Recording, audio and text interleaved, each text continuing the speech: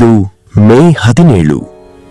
ನನ್ನನ್ನು ಈ ಹೊಸ ದಿನಕ್ಕೆ ಎಬ್ಬಿಸಿದ ದೇವರಿಗೆ ಸ್ತೋತ್ರ. ಪ್ರಭುವೇ, ಇಂದು ನನ್ನ ಹೆಜ್ಜೆಗಳನ್ನು ನಿನ್ನ ಬೆಳಕಿನಲ್ಲಿ ನಡೆಸು.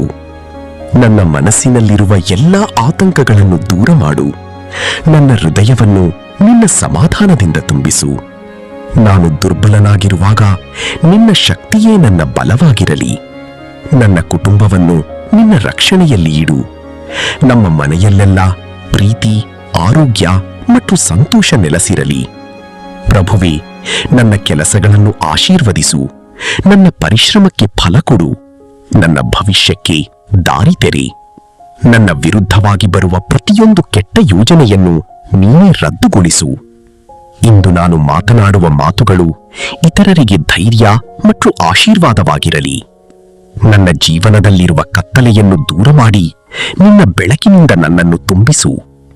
ಈ ದಿನವು ಕೃಪೆ, ಶಾಂತಿ ಮತ್ತು ಜಯದಿಂದ ತುಂಬಿರಲಿ. ಯೇಸು ಕ್ರಿಸ್ತನ ನಾಮದಲ್ಲಿ ಪ್ರಾರ್ಥಿಸುತ್ತೇನೆ. ಆಮೀನ್.